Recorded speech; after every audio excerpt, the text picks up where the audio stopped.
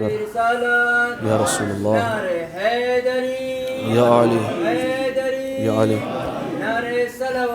اللہم صلی علی محمد وعلی محمد۔ ایک سورہ فاتحہ کی التماس ہے تمام مرحومین کے لیے، بالخصوص مرحوم و مغفور داؤد علی رجب علی جٹنی والا کے لیے۔ ایک مرتبہ سورہ حمد اور 3 مرتبہ سورہ اخلاص۔ رحم اللہ من یقرأ الفاتحہ۔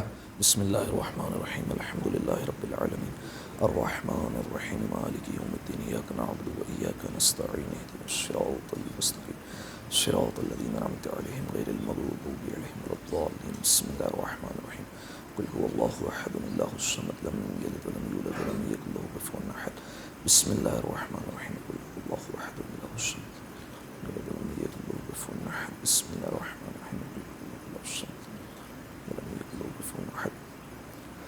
اللهم اغفر للمؤمنين والمؤمنات والمسلمين والمسلمات الأحياء منهم والأموات، اللهم تابع بيننا وبينهم بالخيرات إنك مجيب الدعوات إنك على كل شيء قدير برحمتك يا أرحم الراحمين۔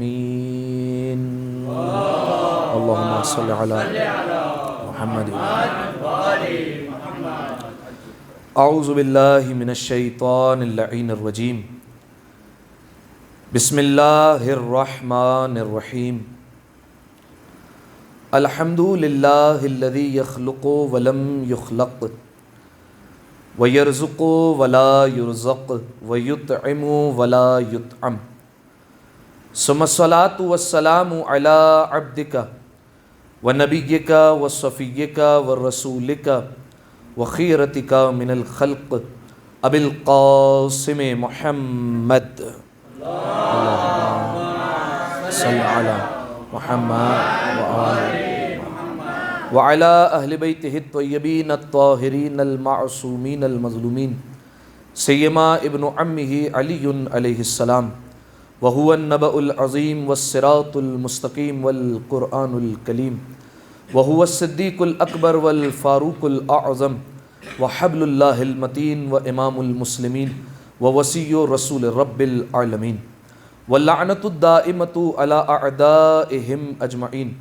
اما بعد فقد قال رسول اللہ صلی اللہ علیہ وآلہ وسلم، وعلی الباب الثانی من اراد ان لا یکون عریانا یوم القیامہ فلیغسل جرود العاریۃ فی الدنیا، صلوات علی محمد و آل محمد۔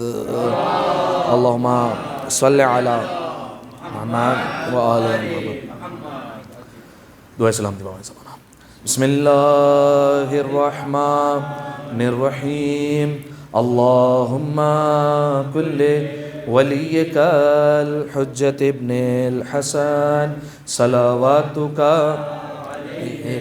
وعلى آبائه في هذه الساعة وفي كل ساعة وليا وحافظا وقائدا وناصرا ودليلا وعينا حتى تسكنه أرزك طوعا وتمتعه فيها طويلا۔ اللهم صل على محمد وآل محمد۔ جزاکم اللہ۔ سامعین محترم، عزیزان گرامی قدر، گفتگو مسلسل جس موضوع سخن پر جاری و ساری ہے وہ ہے سفر آخرت، اور آج یہ گفتگو اپنے 46ویں مرحلے میں داخل ہو رہی ہے۔ سامعین محترم، آپ کی خدمت میں مختلف منازل آخرت کو بیان کیا گیا، اور ساتھ ہی ساتھ اس بات کو بھی آپ کے سامنے پیش کیا گیا کہ آخرت کا سفر کچھ باتوں میں دنیاوی سفر کی طرح ہے، اور کچھ باتوں میں دنیاوی سفر سے بالکل مختلف ہے۔ جیسے مختلف کن باتوں میں ہے کہ دنیاوی سفر میں انسان اپنے اختیار سے جاتا ہے، آخرت کے سفر میں انسان کو یہ اختیار نہیں۔ دنیاوی سفر میں انسان کبھی بھی اپنا ارادہ بدل سکتا ہے، کبھی بھی اپنے سفر کو ملتوی کر دے یا کینسل کر دے، لیکن آخرت کے سفر میں یہ گنجائش انسان کے ہاتھوں میں نہیں ہے۔ دنیاوی سفر میں انسان راستے پر نکل جائے تو درمیان راستے سے واپس آ سکتا ہے، آخرت کے سفر میں یہ گنجائش نہیں کہ ایک دفعہ چلا جائے تو اب دوبارہ پلٹنے کا کوئی راستہ موجود نہیں ہے۔ تو ان باتوں میں یہ دنیاوی سفر اور اخروی سفر مختلف ہے، لیکن کچھ باتیں ایسی ہیں جس میں ہم یہ کہہ سکتے ہیں کہ اخروی سفر میں مشابہت پائی جاتی ہے۔ جیسے دنیاوی سفر میں انسان اگر جائے گا تو اپنے ساتھ کچھ سامان لے کر جائے گا، جتنا سامان لے کر جائے گا اس کے لیے راحت کا باعث بنے گا۔ آخرت کے سفر میں بھی انسان کے پاس اختیار ہے، اگر چاہے تو سامان لے کر چلا جائے، اگر لے کر چلے گا تو اسے یہ مختلف منزلوں پر کام آئے گا اور مختلف منزلوں پر اس کے لیے راحت کا باعث بنے گا۔ دنیاوی سفر میں انسان مختلف منزلوں پر رکتا ہے، اسٹے کرتا ہے۔ آخرت کے سفر میں بھی ایسا ہی ہے، کچھ جگہیں ایسی ہیں جہاں پر انسان کو رکنا ہے، توقف کرنا ہے، انتظار کرنا ہے، ٹھیک ہے۔ جیسے ایک منزل ہے قبر، وہاں پر اسے رکنا ہی رکنا ہے۔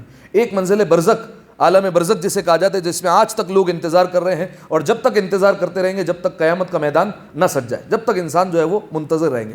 تو دنیاوی سفر میں بھی انسان کچھ منزلوں پر رکتا ہے، اخروی سفر میں بھی کچھ رکتا ہے۔ تو اب انسان کے اوپر منحصر ہے کہ وہ اپنے اخروی سفر کی تیاری کس طریقے سے کرتا ہے اور کتنا سامان اپنے ساتھ لے کر چلتا ہے اور کتنی آسان اپنے لیے زندگی بناتا ہے۔ دیکھیے ہم جو ہے وہ بالفرض دنیا کی ایک مثال دیتا ہوں کہ دنیا میں انسان پیسے کما رہا ہے، ٹھیک ہے، کس لیے کما رہا ہے؟ اس لیے کما رہا ہے کہ ایک اچھا لائف اسٹائل ہو جائے، بیوی بچوں کو اچھی زندگی دے سکے، اپنی زندگی جو ہے وہ سنوار لے، بہترین گھر آ جائے، اچھے مکان میں رہنے لگ جائے، اچھا کھانا پینے لگ جائے، ٹھیک ہے۔ اتنی محنت کرتا ہے دنیا میں بالفرض 18-20 سال کی عمر سے اس نے جاب کرنا شروع کی اور چلتے چلتے 40 سال تک جو ہے وہ بالفرض وہ اس بات پر مستطیع ہوا اور قادر ہوا کہ اب ایک اچھے گھر میں رہ رہا ہے، ایک اچھی جو ہے وہ جگہ پر رہ رہا ہے، اچھے کھانے کھا رہا ہے، یا اس طریقے سے جو ہے وہ اس لائق ہو گیا۔ اب اخروی سفر میں بھی یہی ہے، کتنا بے وقوف ہوگا وہ انسان کہ دنیاوی سفر میں جو زندگی 40-50 برس کی اس میں تو بھرپور طریقے سے محنت کرے اور بھرپور طریقے سے تیاری کرے، لیکن جو ابدی زندگی ہے جہاں پر ہمیشہ ہمیشہ کے لیے رہنا ہے اس کو ایسے ہی چھوڑ دے اور اس کے لیے کوئی تیاری نہ کرے تو اس کی عقل پر پھر انسان ماتم کرے گا کہ کس طریقے سے یہ انسان دنیا کے لیے اتنا محنت کر رہا ہے جو چند برس کی زندگی ہے۔ یعنی ایک روایت میں نے آپ کے سامنے پیش کی تھی کہ انسان اگر 40 برس کا ہو گیا تو پھر اس کے بعد ہمارے یہاں کہا جاتا ہے 50-60 برس کے بعد بونس ہے، 50-60 برس کے بعد نہیں، اسلام کی نگاہ میں دیکھیے تو 40 برس کے بعد بونس ہے، ٹھیک ہے۔ کیوں؟ کیونکہ جیسے ہی 40 برس کا انسان ہوا تو ملک الموت نے تو آواز لگا دی ہے اور صدا لگا دی اور اعلان کر دیا جاتا ہے کہ اب تمہاری جو ہے وہ آنے کا وقت ہو گیا ہے، تیاری پکڑو۔ یہ روایت کے جملے میں آپ کے سامنے پڑھ رہا ہوں کہ اب تیاری کرو، اب جو ہے وہ تمہیں ہماری بارگاہ میں کسی وقت بھی بلا لیا جائے گا اور پلٹا لیا جائے گا۔ تو ہمارے یہاں 50-60 سال کے بعد جو ہے وہ کہا جاتا ہے بونس میں جی رہا ہے، نہیں حضور 40 سال کے بعد بھی انسان جو ہے وہ بونس میں جی رہا ہے۔ تو اب انسان جو ہے وہ تیاری کر لے اور دیکھ لے کہ کس طریقے سے جو ہے وہ انسان کو اخروی سفر جو ہے وہ اپنا طے کرنا ہے۔ ایک دفعہ صلوات پڑھیے مل کر بآواز بلند، اللہم صلی علی محمد وآل محمد۔ جزاکم اللہ۔ ہماری گفتگو مرحلہ قیامت پر شروع ہوئی تھی اور ہم نے گفتگو کرتے کرتے پل صراط، میزان، حساب کتاب، نامہ اعمال اور یہ سب بیان کرتے کرتے جنت کے دروازے آپ کی خدمت میں بیان کیے تھے اور بتایا تھا جنت کے کتنے دروازے ہیں؟ 8 دروازے۔ ہر دروازے پر کتنے کلمات لکھے ہوئے ہیں؟ 4 کلمات لکھے ہیں۔ اسی طریقے سے جہنم کے کتنے دروازے ہیں؟ 7، اور ہر دروازے پر کتنے کلمات ہیں؟ 3، ٹھیک ہے، 3 کلمات لکھے ہیں۔ جہنم کے ہر دروازے پر 3 باتیں لکھی ہوئی، اور رسول اللہ نے بیان فرمایا یہ جتنی باتیں ہیں یہ تمہاری پوری دنیا سے بھی بہتر ہے اور دنیا میں جتنی نعمتیں، جتنی چیزیں، ان تمام تر سے بہتر ہے یہ سارے کلمات، ٹھیک ہے۔ اگر کتنا خوش نصیب انسان ہے کہ جو جنت کے دروازوں پر یا جو جہنم کے دروازوں پر لکھا ہے ان پر عمل کر لے۔ اچھا، جہنم کے حوالے سے آپ کی خدمت میں بیان کر دیا کہ انسان کو بس کوشش یہ کرنی ہے کہ کسی طریقے سے اپنے آپ کو اس جہنم سے بچا لے، ٹھیک ہے۔ قرآن کی آیت ہے نا، یا ایھا الذین آمنوا قوا انفسکم واہلیکم نارا وقودھا الناس والحجارہ، اے ایمان والو بچاؤ اپنے آپ کو بھی اور بچاؤ اپنے اہل و عیال کو بھی، ٹھیک ہے۔ کس سے بچاؤ؟ جہنم کی آگ سے، وہ آگ جس کا ایندھن کچھ لوگ ہیں کچھ پتھر ہیں، ٹھیک ہے۔ یعنی ایندھن کس کو کہتے ہیں؟ فیول کو، جس کی وجہ سے آگ بھڑکائی جاتی ہے۔ تو جہنم کی آگ کس سے بھڑکے گی؟ کس کے ذریعے سے؟ لوگوں کی وجہ سے اور پتھروں کی وجہ سے اس آگ کو بڑھاوا دیا جائے گا، ٹھیک ہے۔ تو اب انسان کو اپنے آپ کو بھی بچانا ہے، صرف اگر یہ کہہ دے کہ میں بچ گیا بس یہ کافی ہے، نہیں۔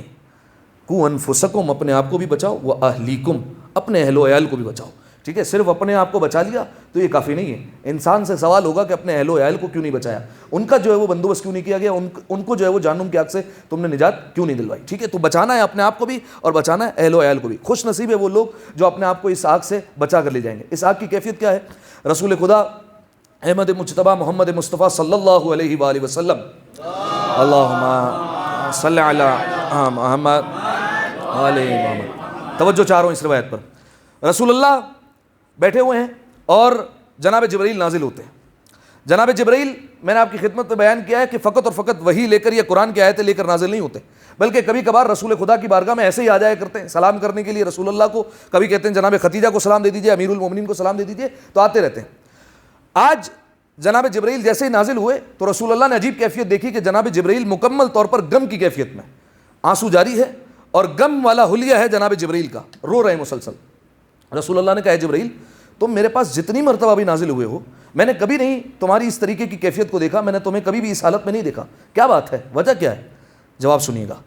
یا رسول اللہ، مجھے پتہ چل گیا کہ پروردگار عالم نے جہنم کی آگ کو کیسے بھڑکایا ہے، یہ میں معلوم کر کے آ رہا ہوں، اور جہنم کی آگ کی کیفیت کیا ہے یہ دیکھ کر آ رہا ہوں، اس لیے میں اتنا پریشان ہوں اور اتنا آگ سے آنسو بہا رہا ہوں۔ اب رسول اللہ نے جب پوچھا تو جناب جبرائیل نے بیان فرمایا، کہا کہ بات یہ ہے کہ پروردگار عالم نے جہنم کی آگ کو حکم دیا کہ اسے بھڑکا دیا جائے۔ اچھا، آپ جانتے ہیں جہنم کی آگ معمولی آگ نہیں، یہ وہ آگ ہے جو شعور رکھتی ہے، ٹھیک ہے؟ جیسے ہم شعور رکھتے ہیں نا، ہمیں پتہ ہے کہ کیا چیز کرنی ہے کیا چیز نہیں کرنی، جہنم کی آگ کو بھی پتہ ہے۔ یہی وجہ ہے کہ انسان پل صراط سے مومن گزرے گا تو اسے کہا جائے گا جلدی گزرو، تمہاری وجہ سے جہنم کی آگ ٹھنڈی ہو رہی ہے، کیونکہ اس میں شعور موجود ہے، اور جہاں پر دشمن علی گزرے گا وہاں پر اس کو اپنی طرف کھینچے گی اور لقمہ بنائے گی، تو جہنم کی آگ میں بھی شعور پایا جاتا ہے۔ تو پروردگار عالم نے جہنم کی آگ کو بھڑکایا۔ جناب جبرائیل کہتے 1000 سال تک پروردگار عالم نے اس آگ کو بھڑکایا، اس آگ کو جلایا اور مزید جلاتے رہا۔ 1000 سال یہاں کے نہیں، وہاں کے 1000 سال تک جلتی رہی۔ اچھا، اس آگ کا رنگ کیا تھا؟ کہ اس آگ کا رنگ سرخ تھا۔ ہمارے آگ جو ہے وہ آپ نے دیکھی جلتے ہوئے کس رنگ کی ہوتی ہے؟ اچھا، پہلے جلائیے گا چولہے پر، چولہے پر جلائیں گے نا آپ کو ابتدا میں بلو نظر آئے گی، بلو فلیم نظر آئے گی، ٹھیک ہے؟ ابتدا میں بلو ہے، پھر جیسے جیسے آپ چولہا تیز کریں گے نا تو اس آگ کا رنگ ہو جائے گا پیلا، ٹھیک ہے؟ اورنج کلر ہو جائے گا یا پھر یلو کلر ہو جائے گا، اور اس کے بعد اگر وہ کسی چیز کو جلائے گی تو لال رنگ میں تبدیل ہو جائے گی، ٹھیک ہے؟ ایسا ہی ہے، یہ ہماری دنیاوی آگ کی کیفیت ہے۔ جہنم کی آگ ابتدائی سرخ رنگ سے ہے، 1000 سال تک پروردگار عالم نے بھڑکایا کہ یہ جلتی رہے۔ جناب جبرائیل کہتے ہیں یا رسول اللہ کہ جب اس پر 1000 سال مکمل ہو گئے اور 1000 سال تک بھڑکتی رہی تو اس آگ کا رنگ خود بخود تبدیل ہوتے ہوئے سفید ہو گیا، ٹھیک ہے؟ سفید آگ دیکھی کسی نے؟ نہیں دیکھی۔ یہ جہنم کی آگ کا رنگ سفید ہو گیا 1000 سال بعد جلنے کے، سفید رنگ ہو گیا، اور پروردگار عالم نے اسے حکم دیا کہ اب یہ 1000 سال تک مزید جلتی رہے اور 1000 سال تک مزید اسے بھڑکایا جائے۔ جب سفید رنگ تھا، اچھا دیکھیے یہ میں بیان کر رہا ہوں، اب ایسا نہیں اس کو کوئی یہ سمجھے یہ افسانہ بیان کیا جا رہا ہے یا کوئی فکشن بیان کیا جا رہا ہے، کہانی پڑھ رہے ہیں، یہ معصوم کی روایت ہے، جو معصوم بیان کر رہے ہیں وہ یقیناً ان کی نگاہوں کے سامنے ہوا کرتا ہے۔ تو اب سرخ کے بعد 1000 سال تک جلتی رہی اور وہ آگ ہو گئی سفید، 1000 سال تک پھر مزید بھڑکایا گیا اور یہ آگ تبدیل ہو گئی سفید رنگ سے سیاہ رنگ میں، کالے رنگ میں، کالے رنگ کی ہو گئی۔ آج آپ دیکھیے اگر دنیا میں کسی چیز کو جلا دیا جائے تو وہ سیاہ ہوتی ہے، تو پھر وہ کالی ہوتی ہے، جہنم کی آگ ہی کالی ہے، ٹھیک ہے؟ 1000 سال تک پروردگار عالم اسے بھڑکاتا رہا اور سیاہ ہو گئی۔ اب جناب جبرائیل رونے لگے، رسول اللہ نے کے اوپر بھی غم کی کیفیت طاری ہے، اور اب جو ہے وہ جناب جبرائیل نے بیان فرمایا، سنیے گا۔ جناب جبرائیل نے کہا یا رسول اللہ، اور آپ جانتے ہیں آگ میں کچھ زنجیریں موجود ہیں، کچھ حلقے موجود ہیں زنجیروں کے، اگر زنجیر کا ایک ٹکڑا نکال کر پروردگار عالم اس وقت زمین پر نازل کر دے تو پوری زمین پگھل کر راکھ ہو جائے گی، ٹھیک ہے؟ ایک اگر آگ کا ٹکڑا، ایک زنجیر کا ٹکڑا اٹھا کر فقط اور فقط زمین پر پھینک دے تو اتنی شدت ہے، اتنی گرم ہے وہ کہ پوری زمین جو ہے وہ پگھل کر رہ جائے گی اس ایک ٹکڑے کی وجہ سے، ٹھیک ہے؟ یہ جناب جبرائیل نے کیفیت بیان کی۔ جیسے یہ کیفیت کو بیان کیا، رسول اللہ کے اوپر غم کی کیفیت طاری ہوئی۔ میں نے آپ کی خدمت میں بیان کیا تھا کہ رسول اللہ جب اس طریقے کی باتیں سنتے تھے، اس طریقے کی آیات یا اس طریقے کی جہنم کے احوال سنتے تھے تو رسول اللہ پر ایک عجیب کیفیت طاری ہو جاتی تھی اور ایک عجیب رسول اللہ کا احوال ہوتا تھا، حال ہوتا تھا۔ تو جیسے ہی رسول اللہ کا یہ حال دیکھا تو فوراً پروردگار عالم کی طرف سے بشارت آئی، اے محمد میں تمہیں بھی اس آگ سے دور رکھوں گا، جبرائیل کو بھی آگ سے دور رکھوں گا، اور یاد رکھو تمہاری امت میں سے وہ جو ایمان لے کر آئے اور نیک اعمال کرتے رہے، میں وعدہ کرتا ہوں کہ میں انہیں بھی اس آتش جہنم سے نجات دے دوں گا اور دور رکھوں گا۔ ایک دفعہ صلوات ہدیہ کریں مل کر بآواز بلند، اللہم صلی علی محمد و آل محمد۔ یہ ہے جہنم کی کیفیت، ٹھیک ہے؟ اب یہ ہم عام انسان ہیں، گنہگار انسان ہیں، گنہگار کانوں سے سنتے ہیں، گنہگار کانوں سے پڑھتے ہیں، تو ہم جو ہے وہ سرسری طور پر سن کر گزر جاتے ہیں۔ ذرا سوچئے معصوم فرشتہ جبرائیل بیان کرے اور رسول اللہ اپنی آنکھوں سے اور منظر دیکھے بھی اور کانوں سے سنے بھی تو پھر اس وقت کیا کیفیت ہوگی۔ اب اس جہنم میں اٹھا کر کچھ لوگوں کو پھینکا جائے گا، اور چھٹے امام جعفر صادق علیہ الصلوۃ والسلام، اللہم صلی علی محمد و آل محمد، وہ بیان کرتے ہیں کہ جب کچھ لوگوں کو جہنم میں دھکیلا جائے گا، پھینکا جائے گا، تو کچھ لوگ ایسے ہوں گے کہ جو جہنم سے نکلنے کی کریں گے، ٹھیک ہے؟ آپ دیکھیے دنیا میں بھی اگر کوئی شخص، یہ خندق دیکھیے نا اپنے بنتی ہے، تھوڑا سا قریب چلے جائیں صحیح ہے, یا جو ہے وہ کچھ دیر کے لیے انسان کھڑا ہو جائے تو فوراً جو ہے وہ نکلنے کی کرتا ہے, ٹھیک ہے, حالانکہ دنیا بھی آ گئی, تو وہ تو جہنم کی آگ ہوگی, تو انسان کوشش کرے گا باہر نکل آئے. چھٹے امام بیان فرماتے ہیں 70 سال لگیں گے بندے کو باہر آتے ہوئے, ٹھیک ہے, یعنی ایک جہنم کے طبقے میں رکھ دیا انسان کو. اور اچھا دیکھیے مختلف جو ہے وہ طبقے ہیں, یہ میں نے سب سے معمولی عذاب جو بیان کیا تھا کہ جو پتھر پھینکا گیا تھا 70 سال لگے تھے پہنچنے میں, تو 70 سال ایک انسان کو لگ رہے باہر آنے میں, وہ آ رہا ہے آہستہ آہستہ باہر, کنارے پر پہنچ گیا. جہنم کے داروغہ کا نام ہے مالک, صحیح ہے, جنت کے داروغہ کا نام ہے رضوان, صحیح ہے. جہنم کا جو داروغہ ہے جس کے ہاتھ میں پوری جہنم کا اختیار ہے وہ ہے مالک, اس کا نام ہے. مالک کو حکم دیا جائے گا, قرآن کی آیت ہے کہ جو شخص اوپر آیا ہے 70 سال میں محنت کرتے ہوئے, اس کو دوبارہ اٹھا کر پھینک دو اس گڑھے میں, دوبارہ اٹھا کر پھینک دیا جائے گا. پھر 70 سال تک وہ محنت کرے گا, پھر اسے دوبارہ پھینک دیا جائے گا. یہ عذاب چلتا رہے گا. اسی وجہ سے اگر آپ کے ذہنوں میں ہو, امام خمینی علیہ الرحمہ کی ایک کتاب ہے چہل حدیث, ایک کتاب ہے ان کی, اس میں اگر آپ جا کر پڑھیں تو امام خمینی نے دنیاوی آگ اور اخروی آگ کے درمیان جو ہے وہ فرق لکھے ہیں 3-4. ایک دو میں آپ کو سنا دیتا ہوں. وہ کہتے ہیں کہ دنیاوی آگ, اگر انسان جو ہے وہ, آپ آگ جلائیں کہیں پر, اس کے اوپر ہاتھ رکھ دیں, آپ کو پہلے جو ہے وہ تپش محسوس ہوگی, اس کے بعد سب سے پہلے وہ آپ کی کھال کو جلائے گی, کھال کے بعد وہ گوشت کو جلائے گی, گوشت کے بعد ہڈیوں تک آئے گی, ٹھیک ہے, یہ ہے دنیاوی آگ. لیکن وہ لکھتے ہیں اپنی کتاب میں کہ جہنم کی آگ کا یہ معاملہ نہیں ہے, اور وہ قرآن کی آیت لکھتے ہیں وَالنَّارُ اللَّهِ الْمُؤْقَدَةُ الَّتِي تَطَّلِعُ عَلَى الْأَفْئِدَةِ, یہ جہنم کی اللہ کی بھڑکائی ہوئی آگ ہے جو کھال ہڈیوں پر نہیں جائے گی, سیدھا دل پر اثر کرے گی, ٹھیک ہے. دل کا زخم سب سے گہرا ہوتا ہے, ٹھیک ہے. انسان جو ہے وہ اس کو آگ میں اگر ڈال دیا جائے تو وہ برداشت کرتا رہے گا, کتنا برداشت کرتا رہے گا, چیختا رہے گا, چلاتا رہے گا, لیکن جیسے ہی آگ یہ دل تک پہنچے گی اب مر جائے گا, ٹھیک ہے. حرکتیں کل بند ہوئی اب مر گیا یہ. لیکن جہنم کی آگ وہ ہے جو شروع ہی کہاں سے ہو رہی ہے, دل سے شروع ہو رہی ہے, یہیں سے اس کا آغاز ہو رہا ہے. اس کے بعد بیان کرتے ہیں کہ دنیا کی آگ میں اور آخرت کی آگ میں ایک بنیادی فرق اور یہ ہے کہ دنیا کی آگ میں اگر انسان کو جلا دیا جائے یا اس کا ہاتھ جل جائے, اس کی ہڈیاں جل جائیں, اس کا گوشت جل جائے, لیکن ایک اینڈ تو ہے نا, ایک اختتام تو ہے نا, ختم ہو گئی, جل گیا گوشت, جل گئی ہڈیاں, ختم ہو گیا انسان. کئی حادثے ہو جاتے ہیں, مکان میں آگ لگ گئی, بندے جل کر مر گئے, ختم ہو گیا نا, اینڈ ہو گیا نا. آخرت میں اینڈ نہیں ہے نا, گوشت چڑھ گیا اور گوشت پھر دوبارہ جلایا گیا, اس کے بعد جب جیسے ہی انسان ختم ہوا, راکھ ہوا, اس کے بعد دوبارہ گوشت چڑھا دیا گیا. اب مسلسل اس کو عذاب دیا جائے گا. کیوں؟ اس کی وجہ یہ ہے کہ عالم آخرت وہ ہے کہ جس میں پروردگار عالم نے موت کو بھی موت دے دی ہے, ٹھیک ہے. وہاں پر موت کا کوئی تصور نہیں ہے. یہاں پر دنیا میں موت آتی ہے لیکن عالم آخرت میں موت نہیں ہے. کئی انسانوں کو قیامت کے میدان میں گھسیٹتے ہوئے لایا جائے گا, اور کس طریقے سے گھسیٹ کر لایا جائے گا کہ ان کی موت واقع ہو جانی چاہیے, لیکن نہیں آئے گی کیونکہ موت کو موت آ گئی ہے. اسی طریقے سے کئی انسانوں کے کانوں میں پگھلا ہوا سیسا ڈالا جائے گا. ہونا یہ چاہیے کہ موت آ جائے, لیکن موت نہیں آئے گی. کیوں؟ کیونکہ موت کو پروردگار عالم نے موت دے دی ہے. کئی انسان ایسے ہوں گے جو غرور کرنے والے, بیان کی مکمل روایت میں نے آپ کے سامنے, جن کو چیونٹیوں کی شکل میں چھوڑ دیا جائے گا لوگوں کے درمیان, کیونکہ دنیا میں بڑا بننے کا شوق تھا تو پروردگار عالم نے قیامت کے میدان میں سب سے چھوٹا بنا کر چھوڑ دیا لوگوں کے درمیان. اب کیا ہوگا؟ لوگ کچل کچل کر گزر جائیں گے.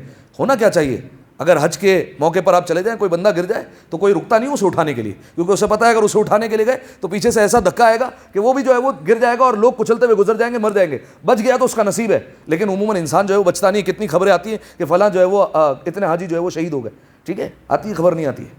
عالم قیامت میں کئی لوگ کچل کچل کر گزریں گے جہاں اولین و آخرین کا مجمع ہوگا, لیکن موت نہیں آئے گی. وجہ یہی ہے کہ پروردگار عالم نے وہاں پر موت کو موت دے دی ہے. لہٰذا چھٹے امام نے بیان فرمایا کہ 70 سال لگیں گے ان کو وہاں سے نکلنے کے لیے, لیکن جیسے ہی کنارے پر پہنچیں گے, قرآن کی آیت ہے, مالک کو حکم دیا جائے گا انہیں مار کر دوبارہ اسی گڑھے میں دوبارہ پھینک دو جہاں سے یہ نکل کر آئے ہیں. ایک دفعہ صلوات پڑھی مل کر بآواز بلند, اللہم صلی علی محمد. جزاکم اللہ. اب یہ جہنم کا مختصر سا میں نے احوال بیان کر دیا, ٹھیک ہے, ایک عذاب یہ کہہ لیجیے آپ. اب رسول اللہ بیان فرماتے ہیں وعلی الباب الثانی, میں نے دیکھا جہنم کا دوسرا دروازہ. دوسرے دروازے پر کتنے کلمے لکھے ہوئے ہیں؟ 3. اچھا پہلے دروازے پر بھی 3 تھے نا, کوئی بتا سکتے کیا لکھا ہوا تھا؟ ہاں بتائیے کیا لکھا ہوا تھا؟ ہاں ہاں, من رج اللہ سعیدہ, جس نے اللہ سے امید رکھی کامیاب ہو گیا. من خاف اللہ امنا, جس نے اللہ کا خوف رکھا امان پا گیا. اور دھوکے میں تو وہ انسان ہے کہ جنہوں نے اللہ کے علاوہ کسی سے امید رکھی اور اللہ کے علاوہ کسی سے خوف رکھا. انشاءاللہ جلد آپ کے سامنے یہاں پر سافٹ بورڈ لگ جائے گا, اس پر جو ہے وہ کوشش کی جائے گی کہ احادیث لگا دی جائیں تاکہ جو ہے وہ آپ یہ احادیث کو محفوظ کر سکیں. تو اب سامعین محترم, یہ پہلا دروازہ. اب رسول اللہ کہتے ہیں وعلی الباب الثانی, دوسرا جہنم کا دروازہ میں نے اس پر دیکھا.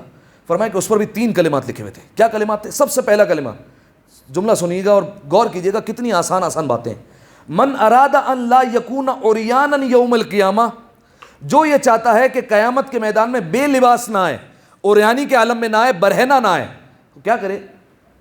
اسے یہ چاہیے کہ من اراد ان لا یکون عریانا یوم القیامہ، جو یہ چاہتا ہے کہ قیامت کے میدان میں بے لباس نہ آئے، فلیکسِ، اسے یہ چاہیے کہ وہ کسی کو لباس پہنا دے دنیا میں، ٹھیک ہے، کسی ایک کو لباس پہنا دے، فلیکسل جلود العاریۃ فی الدنیا، اسے یہ چاہیے کہ ایک بے لباس انسان کو دنیا میں لباس پہنا دے، پروردگار عالم قیامت میں اسے عریانی سے محفوظ رکھ لے گا۔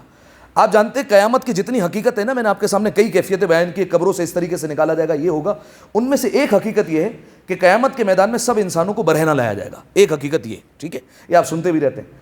اس کے اوپر دلیل کے طور پر میں آپ کے سامنے روایت بیان کرتا ہوں، جناب فاطمہ بنت اسد امیر المومنین کی والدہ جب اس دنیا سے گئی تو امیر المومنین روتے روتے رسول اللہ کی خدمت میں ہیں۔ رسول اللہ نے امیر المومنین کی کیفیت دیکھی تو فوراً پوچھا یا علی کیا بات ہے؟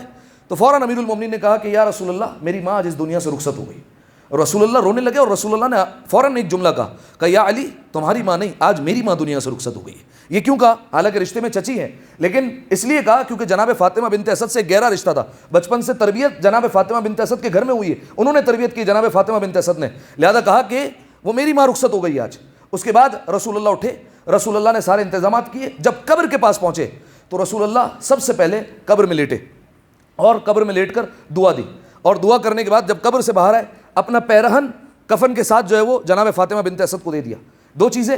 اور جب قبر بند کر دی گئی تو اس کے بعد رسول اللہ اور کچھ اصحاب کھڑے ہوئے ہیں، لیکن جیسے ہی کچھ دیر گزری تو رسول اللہ بیٹھے اور قبر پر ہاتھ مار کر کہا ابنو کے لا جعفر ولا عقیل، یہ جملہ کہا رسول اللہ نے۔ اب صحابہ پریشان ہوئے، یا رسول اللہ یہ تینوں چیزیں جو آپ نے کی اس کا جو ہے وہ مقصد کیا ہے، اس کی وجہ کیا ہے؟ آپ نے جناب فاطمہ بنت اسد کو اپنا پیرہن دیا، حالانکہ کفن دیا جا چکا ہے، آپ نے جناب فاطمہ بنت اسد کی قبر میں لیٹ کر دعا کی، اس کی وجہ کیا ہے؟ اور آپ نے یہ کیوں کہا ابنو کے تمہارا بیٹا جعفر اور عقیل نہیں، یہ کیوں کہا آپ نے؟ اب رسول اللہ نے بیان فرمایا کہ ایک دن تھا کہ جب میں قیامت کے احوال بیان کر رہا تھا، توجہ، اس وقت میں نے درمیان میں یہ ذکر کر دیا کہ قیامت کے دن سب لوگوں کو برہنہ حالت میں لایا جائے گا، اور یعنی کہ حالت میں بے لباس حالت میں قیامت کے میدان میں لایا جائے گا، بس ایک گروہ ہوگا کہ جو بے لباس نہیں آئے گا، باقی سب برہنہ قیامت کے میدان میں۔ جیسے یہ سنا تو جناب فاطمہ بنت اسد کے کانوں میں آواز چلی گئی، روتے ہوئے آ گئی، اور رسول اللہ سے کہا کہ آپ وعدہ کیجئے کہ جب میں اس دنیا سے جاؤں گی تو آپ اپنا پیرہن دیں گے مجھے، ٹھیک ہے؟ رسول اللہ نے کہا یہ وجہ تھی کہ میں نے اپنی چچی کو، اپنی والدہ کو یہ والا پیرہن دیا، ایک۔ دوسرا، جب میں قیامت کے احوال بیان کر رہا تھا تو درمیان میں فشار قبر کا تذکرہ آ گیا تھا کہ ایک وقت آنا ہے کہ جب انسان قبر میں آ جائے گا تو پھر اس کو قبر جو ہے وہ چاروں طرف سے دبا دے گی اور اس کی ہڈیاں چورا چورا ہو جانے والی ہے۔ اور یاد رکھیے گا فشار قبر کے بارے میں کہ بہت کم، یعنی جسے آپ کہہ لیجئے گنتی کے افراد وہ محفوظ رہ سکیں گے، باقی ہر ایک انسان پر فشار قبر کا عذاب آنا ہے، کسی کو نجات نہیں ہے۔ کچھ جو ہے وہ چیزیں جو فشار قبر سے بجا لیتی ہے، جیسے رات کو سوتے ہوئے سورہ تکاثر کی تلاوت کرنے والا، یا پھر جو ہے وہ شب جمعہ اس کو دفنایا جائے، اس طریقے سے جو ہے وہ روایت ہے، لیکن باقی ہر ایک پر فشار قبر کا عذاب دیا جائے گا۔ تو رسول اللہ نے جب یہ بیان کیا تو جناب فاطمہ بنت اسد اس سے خوف زدہ ہو گئی، اور رسول اللہ لیٹے قبر میں اور دعا کی، اور قبر میں ہاتھ رکھ کر کہا کہ یہ میری چچی ہے، اس کا خیال رکھنا، یہ امانت ہے، لہٰذا اب میری چچی پر فشار قبر نہیں ہوگا۔ اور پھر اس کے بعد رسول اللہ سے پوچھا کہ وہ آپ نے یہ کیوں کہا ابنو کے کہ دراصل بات یہ ہے جب قبر بند ہوئی تو فرشتے آ گئے اور دونوں فرشتوں نے آ کر سوال کیا من ربک، تو میری چچی نے فوراً جواب دیا کہ اللہ ربی، اللہ میرا رب ہے۔ اور جیسے ہی پوچھا کہ نبی کون ہے، من نبیک، نبی کون ہے، تو فوراً کہا کہ محمد نبی کی، محمد جو ہے وہ میرا نبی ہے۔ اس کے بعد کہا ومن امامک، امام کون ہے؟ اب جناب فاطمہ بنت اسد خاموش ہو گئی۔ خاموش ہونے کی وجہ یہ ہے کہ اب تک امیر المومنین کی ولایت کا اعلان نہیں کیا گیا۔ اب جناب فاطمہ بنت اسد جب خاموش ہوئی تو رسول اللہ بیٹھے اور کہا ابنو کے کہہ دیجیے آپ کا بیٹا لا جعفر ولا عقیل، لیکن آپ کا بیٹا جعفر بھی اور عقیل بھی ہے، وہ نہیں ہے امام، بلکہ کون ہے؟ علی ابن ابی طالب ہے۔ ایک دفعہ صلوات پڑھیں مل کر باآواز بلند، اللہم صلی علی محمد۔ علی کی ولایت کا سوال تو علی کی ماں کو معاف نہیں ہوتا ہے، تو پھر عام انسانوں کو کیسے معاف ہو جائے گا؟ ٹھیک ہے یہ سوال۔ تو اب قیامت کے میدان میں جب انسانوں کو لایا جائے گا تو برہنہ حالت میں اس عریانی کے عالم میں انسانوں کو لے کر آیا جائے گا۔ یاد کیجئے جناب آدم علیہ السلام ایک ترک اولا ہوا ہے، ان سے کیا ہوا تھا؟ جو اہل بیت علیہ السلام کا درخت تھا، جو شجر تھا، اس کے قریب چلے گئے تھے۔ وہ کس چیز کا درخت تھا؟ سیب کا، بعض روایتوں میں گندم کا، بعض میں مل جائے گا آپ کو انار کا۔ یہ کیا وجہ ہے؟ مختلف روایت کیوں؟ چھٹے امام سے پوچھا گیا تھا تو چھٹے امام نے بیان فرمایا تھا یہ دنیا کا درخت نہیں ہے، یہ ہے آخرت کا درخت، یہ ہے جنت کا درخت۔ جنت کے درخت کے پاس اگر انسان چلے جائے جو ارادہ کر لے اس کا درخت بن جایا کرتا ہے، ٹھیک ہے؟ لہذا یہ ہے جنت کا درخت۔ لوگ مختلف روایتیں اس وجہ سے کہ یا گندم کا پودا تھا یا پھر سیب کا درخت تھا، یہ وجہ تھی۔ تو اب جناب آدم اس درخت کے قریب گئے، ترک اولا ہو گیا، کیا ہوا؟ جنت سے نکال دیا گیا، لیکن جنت سے ایسے ہی نکالا گیا، لباس لے لیا گیا۔ جنت کی کوئی چیز زمین پر نہیں جائے گی، ٹھیک ہے؟ لباس لے لو۔ ہر جگہ فاطمہ کے بیٹے تو نہیں ہے نا لباس جنت سے آ جایا کرے، تو یہ آدم ہیں لیکن جو ہے وہ اتنی منزلت نہیں کہ جنت کا لباس یہاں سے باہر جائے، لباس لے لو، لباس لے لیا گیا۔ اب جناب آدم فقط اور فقط تنہا ہے، جناب حوا ہے ساتھ میں، لیکن جیسے ہی لباس لیا گیا قرآن کی آیت ہے کہ فوراً جو ہے وہ پتے توڑ توڑ کر اپنے جسم کو چھپانے لگے، ٹھیک ہے۔ اب میں نے بیان کیا کہ یہ جناب آدم علیہ السلام، اب آپ دیکھیے اتنا بڑے نبی ہو کر ایک ترک اولا ہوا تو پروردگار عالم نے لباس لے لیا۔ تو عام انسان ہے کہ روز کے کتنے گناہ کرتا ہے، تو وہ انسان جو ہے وہ کس عالم میں قیامت کے میدان میں پہنچے گا۔ تو اب سامعین محترم، جو میدان قیامت میں آئیں گے تو وہ آئیں گے برہنہ، لیکن کچھ لوگ ایسے ہوں گے کہ جن کو پروردگار عالم لباس عطا کرے گا۔ ایک تو وہ افراد ہوں گے جو متقی ہوں گے، کیونکہ قرآن کی آیت ہے سب سے بہترین لباس تقویٰ کا لباس ہے، ٹھیک ہے۔ جو متقی ہوگا اس کو پروردگار عالم یہ لباس عطا کر دے گا، ایک۔ دوسرا وہ انسان جو میں نے بیان کیا کہ کسی اپنے مومن بھائی کو کسی کو لباس عطا کر دے، جو بے لباس ہو اسے لباس عطا کر دے۔ کتنی آسان سی بات ہے، ایک لباس یہاں دے دو، پروردگار عالم وہاں تمہیں لباس دے دے گا، بس ایک یہاں پر لباس عطا کر دو، ٹھیک ہے۔ ایک ہو گیا یہ۔ دوسرا، کیا بات ہے یار، یہ دیکھیں سفر آخرت میں بھی نعرے لگتے ہیں، آپ دیکھ رہے ہیں۔ صلوات پڑھیں ایک دفعہ مل کر بآواز بلند، اللہ صلی علی محمد علی محمد۔ چلے یہ نعرے سے جو ہے وہ ایک اور دعا یاد آ گئی مجھے، وہ یہ کہ میں نے بیان کیا کہ قبر سے نکلیں گے برہنہ عالم میں۔ چوتھے امام کا فرمان ہے، چوتھے امام کہتے ہیں اب کی لخروج من قبری عریانا ذلیلا، پالنے والے میں روتا اس لیے ہوں، میں گریہ اس لیے کرتا ہوں کہ مجھے پتا ہے کہ تو قبر سے جب نکالے گا تو ذلیل کر کے اور بے لباس نکالے گا، ٹھیک ہے۔ یہ ہمارے لیے بیان کیا دعا ابو حمزہ شمالی، جب تو قبر سے نکالنے والا ہے تو اس عالم میں نکالے گا تو ذلیل کرے گا اور تو بے لباس نکالے گا۔ البسنی بنظرک ثوبا، پالنے والے نگاہیں کرم کر دے اور لباس عطا کر دینا، ایسا لباس علی التعبات یغطی علی التوبات، ایسا لباس عطا کرنا جو میری غلطیوں کو چھپا دے کسی طریقے سے، وتغفرھا لی، اور تو مجھے معاف کر دے، ایسا لباس مجھے عطا کر دینا۔ تو سامعین محترم، انسان تیاری کرے اور کم از کم کوشش کرے کہ بنیادی طور پر انسان متقی ہو جائے، تاکہ اسے جب میدان محشر میں آنا پڑے تو پھر رسوائی کا سامنا نہ ہو۔ ایک دوسرا، رسول اللہ بیان فرماتے ہیں کہ میں نے دیکھا جہنم کے دروازے پر دوسرا کلمہ یہ لکھا ہوا تھا، من اراد ان لا یکون عطشانا یوم القیامہ فیسکل عطاش فی الدنیا، فرمایا جو چاہتا ہے کہ قیامت کے دن پیاسا نہ رہے وہ دنیا میں کسی پیاسے کو پانی پلا دے، ٹھیک ہے۔ بہت چھوٹی سی نیکی ہے لیکن وہاں پر بہت کام کر جائے گی۔ یہاں پر اگر ہم 8 10 12 گھنٹے کا روزہ رکھ لیں تو پیاس برداشت نہیں ہوتی، اور قیامت کا میدان جو ہے ہی 50,000 سال کا ایک دن، وہاں پر انسان کیسے پیاس برداشت کرے گا جبکہ سورج سوانیزے پر ہے اور لوگوں کے دماغ جو ہے وہ پگھل پگھل کر زمین پر گر رہے ہوں گے، پسینے کا گویا سیلاب ہوگا میدان محشر میں، وہاں پر پیاس کیسے برداشت کرے گا؟ اور نسخہ دے دیا اہل بیت علیہ السلام نے، یہاں کسی پیاسے کو پانی پلاؤ تو وہاں پر تمہیں پانی مل جائے گا۔ لوگ سوال کرتے ہیں نا مولانا صاحب صدقہ دینا چاہتے ہیں، بہترین صدقہ کیا ہے؟ مرحومین کے لیے اصال کرنا ہے، وہ تو صدقہ دے دیا، ختم ہو گیا، ثواب مل گیا، پہنچ گیا۔ بہترین صدقہ ہے پانی کا انتظام کر دیں کسی کے لیے۔ روایت کے جملے سب سے پہلے قیامت کے دن جو ثواب ملے گا نا وہ پانی پلانے کا ملے گا، ٹھیک ہے، اور عظیم ثواب ہے۔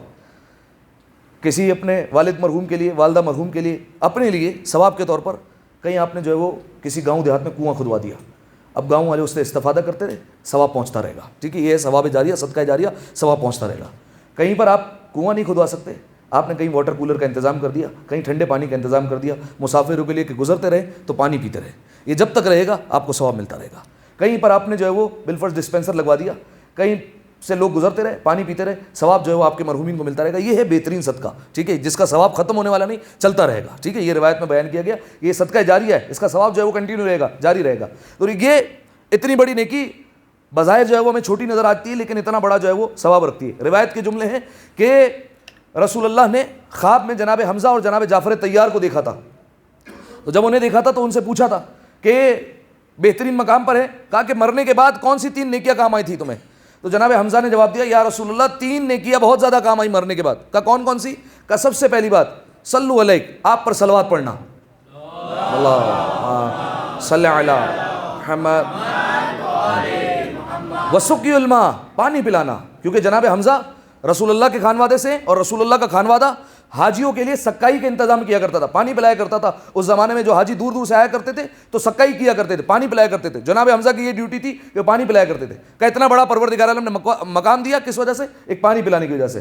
اور کہا تیسرا کہ حب علی ابن ابی طالب، علی کی محبت، کہ یہ 3 نیکیاں ہیں بہت میرے کام آئی۔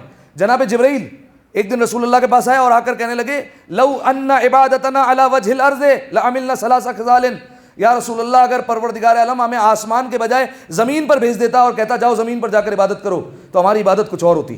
کیا ہوتی عبادت؟ فرمایا ہم 3 باتوں پر عمل کرتے. ایک بیان کر رہا ہوں. فرمایا وہ ایک کیا ہے؟ فرمایا سقی الماء، ہم لوگوں کو پانی پلاتے. یہ ہم ایک کام کرتے، ایک نیکی کرتے، یہ ہماری عبادت ہوتی ہے کہ ہم یہاں کر لوگوں کو پانی پلاتے ہیں. اسی لیے سامعین محترم روایت کے جملے، جب آپ دسترخوان پر بیٹھیں آپ دیکھیں کوئی پانی اٹھانے والا ہے، روک دیں اس کو، تم نہ پیو میں تمہیں پانی پلاؤں گا. جب وہ اٹھانے جائے تو اسے روک دو کہ جو ہے وہ تم مجھے پانی پلاؤ میں تمہیں پانی پلاتا ہوں. اس طریقے سے آپس میں ثواب بانٹیں. جہاں روایت میں بیان کیا گیا ماں باپ کو حکم نہ دو، لیکن روایت کے جملے ہیں کہ ماں باپ کو بھی جو ہے وہ حکم دیا کرو اور پانی کا ثواب پہنچایا کرو. ٹھیک ہے، ماں سے کوئی کام نہ کہو، لیکن ماں کو گزرتا ہوا دیکھو تو کہہ دو کہ اماں سے کہہ دو کہ پانی پلا دے تاکہ انہیں ثواب پہنچ جائے. ٹھیک ہے، یہ روایت میں بیان کیا گیا کوئی کام نہ کہو، لیکن جب پانی پلانے کی بات ہے تو ان سے کہو کہ ہمیں پانی پلائے. صحیح ہے. تو اب اتنی چھوٹی سی نیکی لیکن بظاہر جو ہے وہ پروردگار عالم نے کتنا بڑا ثواب رکھا ہے اس نیکی کا. ایک دفعہ صلوات ہدیہ کریں مل کر بآواز بلند. اللہم صلی علی محمد وآل محمد. من اراد ان لا یکون عطشانا یوم القیامہ، جو چاہتا ہے قیامت کے دن پیاس کے عالم میں نہ رہے، پیاس سے تڑپے نہیں، وہ اسے کیا چاہیے کہ فلیسقل العطاش فی الدنیا، اسے چاہیے کہ دنیا میں پیاسوں کو پانی پلا دے. دیکھیے سامعین محترم، پیاسوں کو کہا ہے، یہ نہیں کہا کہ انسانوں کو، چاہے جو بھی ہو پیاسوں کو پانی پلانا ہے. روایت کے جملے رسول اللہ سے یا چھٹے امام سے، امام معصوم سے روایت ہے کہ اپنے اصحاب کے ساتھ سفر کر رہے تھے، ریگستان میں نماز کا وقت ہو گیا. رسول اللہ نے وضو کے لیے پانی طلب کیا، اتنا ہی پانی تھا کہ اس سے وضو کیا جا سکتا ہے. رسول اللہ نے دیکھا دور ایک نجس العین جانور ہے، وہ پیاس کے عالم میں تڑپ رہا ہے اور مر جائے گا. رسول اللہ نے کہا جاؤ اسے پانی پلا دو. کسی صحابی نے کہا یا رسول اللہ وضو کے لیے فقط اتنا ہی ہے. رسول اللہ نے کہا کہ میں تیمم کر کے نماز پڑھ لوں گا لیکن جانور کو پیاسا مرنے نہیں دوں گا. ٹھیک ہے، پانی پلاؤ اسے. لہٰذا ہر کلیجے کو ٹھنڈا کرنے کا ثواب ہے، چاہے وہ جانور ہو چاہے انسان ہو، جیسا بھی ہو، بس کلیجہ اگر ٹھنڈا کر دیا تو یہ عظیم ثواب رکھتا ہے. فیسقل العطاش فی الدنیا، اسے چاہیے کہ دنیا میں پیاسوں کو پانی پلائے. پروردگار عالم اسے قیامت کے عالم میں پیاسا نہیں رکھے گا اور پانی سے سیراب کر دے گا. تیسرا اور آخری بات، من اراد ان لا یکون جائعا یوم القیامہ، جو چاہتا ہے کہ قیامت کے دن بھوکا نہ رہے، کیا کرے؟ بھوکوں کو کھانا کھلا دے. ٹھیک ہے، فَلْيُطْعِمَ الْبُطُونَ الْجَائِعَ فِي الدُّنْيَا، اسے چاہیے بھوکے پیٹ جو ہیں ان کو کھانا کھلا دے، ان کو سیر کر دے کسی طریقے سے. پروردگار عالم انہیں قیامت کے میدان میں بھوکا نہیں رکھے گا. یاد رکھیے قیامت کے میدان میں جو مختلف عذاب ہے نا، ان میں سے ایک عذاب بھوک اور پیاس کا ہی ہے. ٹھیک ہے، ایک عذاب ہی یہی ہے کہ انسان کو بھوکا رکھا جائے گا، ایک عذاب ہی یہی ہے کہ پیاسا رکھا جائے گا، پیاس کے عالم میں تڑپتا رہے گا. یہ ایک عذاب ہے پروردگار عالم کا. بلکہ کچھ لوگ ایسے ہوں گے جو میں نے بیان کیا نا کہ جہنم میں جب لے جایا جائے گا کچھ لوگوں کو، تو ہم کہتے ہیں نا ہمارے گھر پر مہمان آئے تو سب سے پہلے جو ہے وہ ان کی اس طریقے سے پذیرائی کی گئی، جیسے ہم آج کل کے زبان میں کہہ لیتے ہیں اسٹارٹر، مین کورس ابھی آئے گا، پہلے یہ اسٹارٹر. یہ جو جہنمی ہے نا ان کے لیے آپ سنیے اسٹارٹر کیا ہوں گے. روایت کے جملے ہیں کہ ایک درخت ہے جس کا نام ہے زقوم. صحیح ہے، قرآن میں تذکرہ ہے. یہ زقوم جو درخت ہوگا، جب وہ بھوکے ہوں گے تو جائیں گے اس درخت کے پاس اور توڑ کر کھائیں گے، لیکن جب وہ جیسے ہی ان کے شکم میں پہنچیں گے تو وہ آگ کی طرح ابلنے لگیں گے. ٹھیک ہے، ان کے شکم میں پہنچ کے نتیجہ کیا ہوگا؟ پیانے کی پیاس لگے گی، طلب لگے گی. تو اب جب وہ پانی مانگیں گے تو کیا کیا جائے گا؟ کھولتا ہوا پانی دیا جائے گا. جب وہ کھولتا ہوا پانی جو ہے وہ اس سے انکار کریں گے تو زبردستی انہیں جو ہے وہ کھولتا ہوا پانی ان کے گلوں میں انڈیلا جائے گا. ٹھیک ہے، اور انہیں پلایا جائے گا وہی کھولتا ہوا پانی. اور روایت کے جملے ہیں کچھ لوگ ایسے ہوں گے جو کھولتے ہوئے پانی کو بھی اونٹ کی طرح جو ہے وہ پی رہے ہوں گے، جیسے اونٹ گڑا گڑ پیتا ہے نا پانی، ویسے جو ہے وہ یہ لوگ پی رہے ہوں گے کھولتے ہوئے پانی کو. کیوں؟ کیونکہ پورے ایک جسم میں آگ لگی ہوئی ہوگی. ٹھیک ہے، اس وجہ سے انہیں اتنی پیاس ہوگی کہ وہ مسلسل پانی پی رہے ہوں گے. تو یہ ان کی خاطرداری کی جائے گی. یہ تو ہے اسٹارٹر، ابھی جو ہے وہ مین عذاب باقی ہے ان کا. یہ جو ہے وہ پہلے سب سے پہلے پذیرائی ان کی اس طریقے سے کی جائے گی. اچھا، لباس جو اب تک قیامت کے میدان میں کھڑے ہوئے تھے محروم تھے نا، اب لباس بھی تو دیا جائے گا نا. تو لباس کون سا ہے؟ روایت کے جملے آگ کا لباس پہنا جائے گا. اور روایت کے جملے سنیے کہ اگر یہ لباس پروردگار عالم فقط اور فقط دنیا میں لا کر کہیں آویزہ کر دے، کہیں لٹکا دے، تو فقط اس کی گرمی سے اور بدبو سے تمام لوگ مر جائیں گے ایک لباس کے ذریعے سے. ٹھیک ہے، اگر یہ لباس فقط اور فقط دنیا میں لٹکا دیا جائے، یہ لباس پہنا جائے گا. تو فرمایا کہ بھوکے کو کھانا کھلا دو. میں نے بیان کیا کہ جہنم میں ایک عذاب بھوک اور پیاس کا ہی ہے، قیامت کے میدان میں ایک عذاب ہی یہی ہے، پیاسا رہے گا، بھوکا رہے گا، اس طریقے سے اس کو کھانا کھلایا جائے گا. مختلف غذائیں، جب جہنم کے عذاب پر مختلف ہماری بات ہوگی اس وقت بیان کروں گا کہ کیا کیا غذائیں ہیں جو ان کے شکم میں زبردستی ڈالی جائے گی اور کس طریقے سے انہیں جو ہے وہ وہاں پر رکھا جائے گا. اچھا، ثواب کیا ہے؟ آخری بات، من اطعم المؤمن اطعم اللہ من ثمار الجنہ. فرمایا جو کسی مؤمن کو کھانا کھلا دے اللہ اسے جنت کے کھانوں میں سے کھانا کھلائے گا. ٹھیک ہے، دنیا کے کھانوں میں یہ ہوتا ہے کہ لذت ختم ہوتی ہے، کم ہوتی ہے. آخرت میں ایسا نہیں ہے. کیا مطلب؟ مطلب یہ کہ روزہ رکھتے ہیں الحمدللہ آپ سب، کبھی شدید روزہ لگ جائے اور آپ کے سامنے جو ہے وہ گھر میں کھانے اور پکوان بن رہے ہو، ٹھیک ہے، سموسے پکوڑے تل رہے ہیں اور جو ہے وہ کھانا تیار ہو رہا ہے، آپ کے منہ میں پانی آ رہا ہے اور شدید روزہ لگا ہوا ہے، جتنا شدید روزہ ہوگا نا اتنی شدید نیت ہوگی، آج روزہ صرف کھلنے دو، یہ بھی پی جاؤں گا، وہ بھی کھا جاؤں گا، یہ بھی کر لوں گا، وہ بھی کر لوں گا، سارا جو ہے وہ ارادہ کر کے بیٹھتا ہے. لیکن جیسے ہی روزہ کھلا، اب ایک دو چیزیں کھائی اور جو ہے وہ بس پیٹ بھر گیا، اب ختم، اب نہیں کھایا جائے گا. وجہ کیا ہے؟ وجہ یہ دنیا کی لذت ختم ہوتی ہے، کم ہوتی ہے. آخرت میں یہ معاملہ نہیں ہے، آخرت میں لذت ہمیشہ بڑھے گی. جب دسترخوان پر جنت کے بیٹھ گیا، اب لذت کم ہونے والی نہیں ہے، اب یہ اس میں اضافہ ہوتا چلا جائے گا. اسی طریقے سے جہنم میں بھی یہی ہے، عذاب کم ہونے والا نہیں ہے، اب بڑھتا ہی چلا جائے گا، اب اس میں اضافہ ہوتا چلا جائے گا. ٹھیک ہے، آئیے آخر میں پروردگار عالم سے دعا کرتے ہیں. پروردگارہ ہماری اس عبادت کو اپنی بارگاہ میں قبول فرما، تمام گناہ صغیرہ اور کبیرہ کو معاف فرما. میرے والے جو استطاعت رکھتے ہیں ان کو دنیا میں بے لباس مومنین کو لباس پہنانے کی توفیق عطا فرما. جو استطاعت رکھتے ہیں ان کو مومنین کے لیے کھانا پانی کا انتظام کرنے کی توفیق عطا فرما. میرے مالک جتنا افراد تشریف فرما ہے تمام حاضرین کے رزق کے مادی اور معنوی میں مزید اضافہ فرما. میرے مالک جتنے مومنین حاجات لے کر بیٹھے ہیں تمام کے حاجات کو اپنی بارگاہ میں قبول فرما.